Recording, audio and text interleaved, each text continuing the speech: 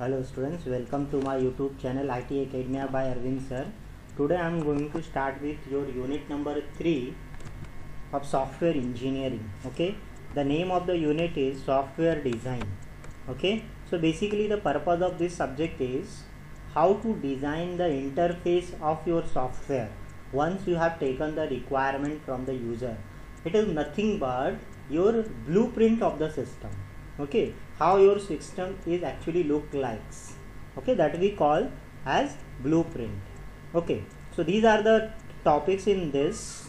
Number 1 is the architectural design, second is the modular design with SE guidelines, coupling, cohesion, and third one is interface design or the screen design. So these are the three main topics in this unit.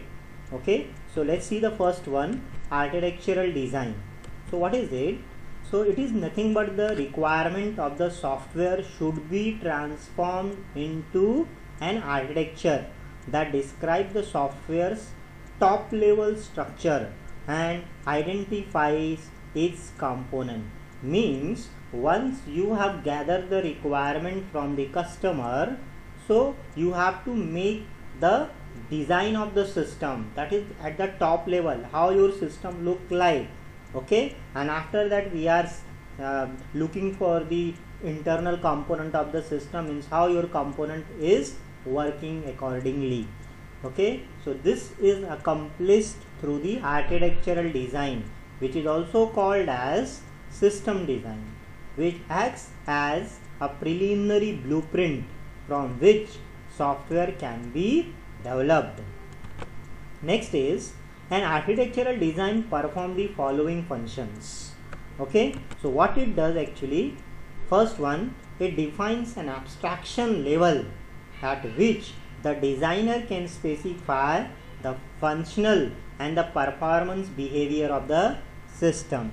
Means at the main level, with the help of this you will be able to tell how your system is going to perform, how is your system is going to functional with the help of at that particular interface. Second is it acts as a guideline for enhancing the system, means whenever required, by describing those features of the system that can be modified easily without affecting the system integrity. Okay, the next is it evaluates all the top level designs of design is to be done on the top level, that you know. It develops and documents the top level design for the external and for the internal interfaces like your backend part and front end part also. So basically architectural design we focus on both internal as well as external interfaces. Okay, so it develops preliminary version of your user documentation. So documentation part is also to be done in this. It defines and documents the preliminary test requirement and the schedule for software integration. Okay, the sources of architectural design are listed below. Okay, and information regarding the application domain for the software to be developed in this, using data flow diagram. So data flow diagram is also required, how your data is to be flowing. Availability of the architectural pattern and architectural styles, etc.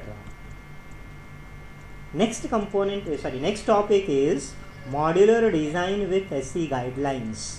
So here we have to deal with the coupling and cohesion. So the purpose of design phase in the software development life cycle is to produce a solution to the problem given in the SRS, that is software requirement specification document. So the output of the design phase is what? Nothing but software design document as DD. So you get the requirement from the user in the SRS, and what is the output is the SDD, software design document. So basically design is a two-part iterative process. First part is the conceptual design that tells the customer what the system will do, and second is the technical design that allow the system builders to understand the actual hardware and software needed to solve the customer problem. So this basically it is divided in two parts: your design, conceptual design, and after that technical design. Next, what is conceptual design of the system? So it is written in the simple language that is customer understand that language. Detailed explanation about system characteristics. Describe the functionality of the system. It is dependent of the implementation, means how you are going to implement, linked with the requirement document. And the technical design of the system will include hardware component and design, functionality and hierarchy of the software component, software architecture, network architecture, data structure and flow of data, input output component of the system, and so interface says, etc.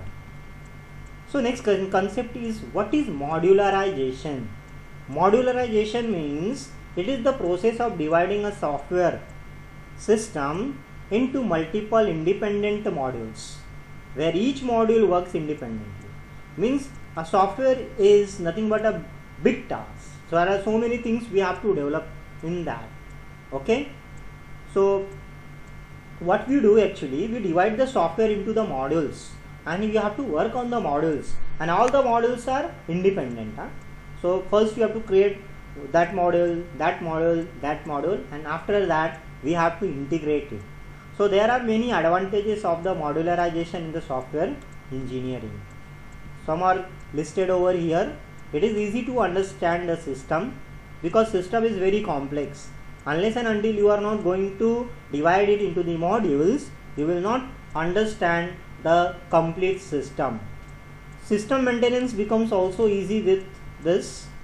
Module can be used many times as their requirements. Okay, no need to write it again and again. So this is what. Next is the coupling. What is coupling? Coupling means what? Coupled karna, right? Okay, so coupling is the measure of the degree of interdependence between the module. A good software will have low coupling. Okay, so these are the types of coupling. First we have to couple on the data. When you are coupling on the data, so data coupling. If the dependency between the modules is based on the fact that they communicate by passing only the data, then the modules are said to be data coupled. In data coupling, the components are independent to each other and communicating through only the data.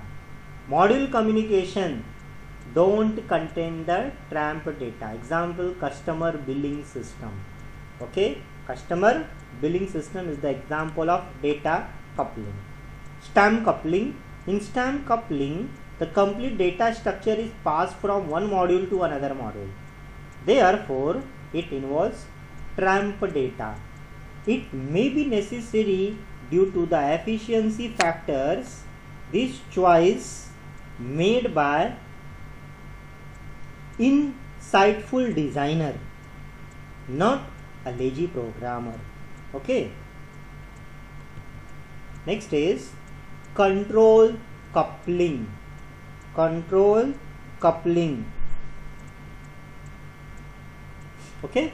So if the modules communicate by passing control information, then they are called as control coupled. It can be the bad if parameters indicate completely different behavior, and good if the parameters allow factoring and reuse of functionality. Example, short function that takes the comparison function. Short function that takes the comparison function as an argument. So here, as you have seen, what is tramp data? Tramp data means uncountable programming, means data which is passed via one function to another and not otherwise used by the first. Okay, so functions should use matching variable names for the tramp data to improve the readability. So basically you just remember it is uncountable data. Okay, the next is external coupling. In external coupling, the module depend on the other module because we are coupling it external data, external to the software being developed or to the particular type of hardware like protocol, external file, device, format, etc. comes under this. Common coupling. The modules have shared data such as global data structures. The changes in the global data means tracking back to all the modules which access the data to evaluate the effect of the change. So it has got disadvantage like difficulty in reusing modules, reduced ability to control data access, and reduce the maintainability because it is global. Content coupling. In a content coupling, one module can modify the data of another module, or control flow is passed from one module to the other module. This is the worst form of the coupling and should be avoided. Next is cohesion. So cohesion is nothing but a measure of the degree to which the elements of the modules are functionally related. It is the degree to which all elements directed towards performing a single task are contained in the component. Okay, basically cohesion is the internal glue that keeps the module together. A good software design will have the high cohesion. So these are the types of cohesion. Functional cohesion. Every essential element for a single computation is contained in the component. Okay, function is there, na? So to perform the particular task, what we have to write? We have to write a function. So a functional cohesion performs the task and functions. It is an ideal situation. Sequential cohesion. So what we have to do in this? So this is an element output, some data that becomes the input for the other element. That is data flow between the parts. Okay, it occurs naturally in functional performing languages.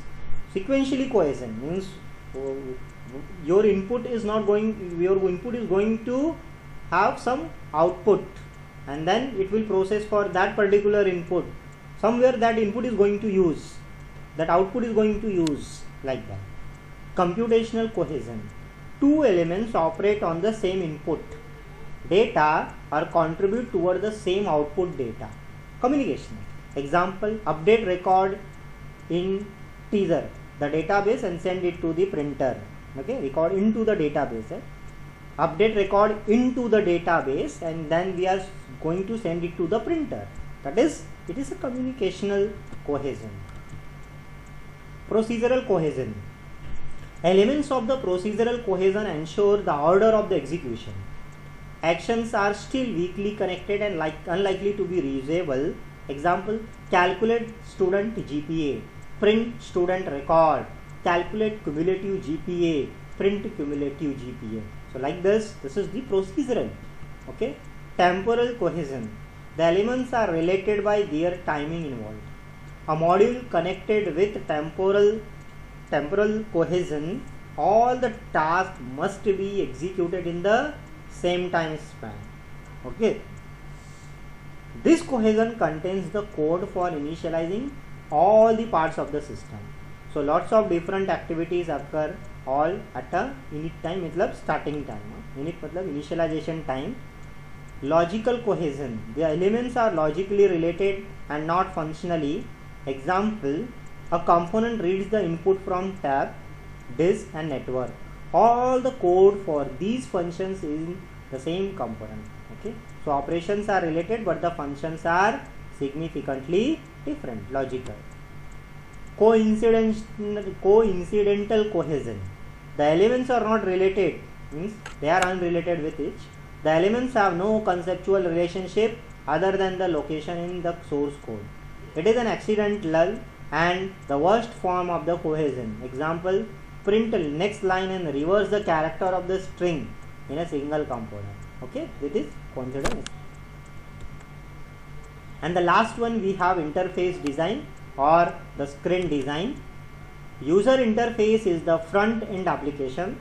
view to which the user interact in order to use the software.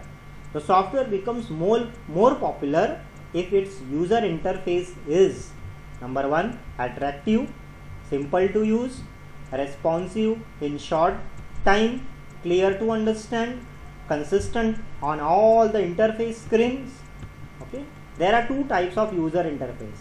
Number 1 is command line interface. Command line interface provides a common command prompt where the user types the command and feeds to the system.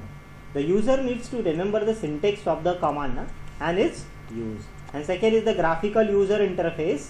Graphical user interface provides a simple interactive interface to interact with the system. GUI can be the combination of both hardware and software. Using GUI, user interprets the software.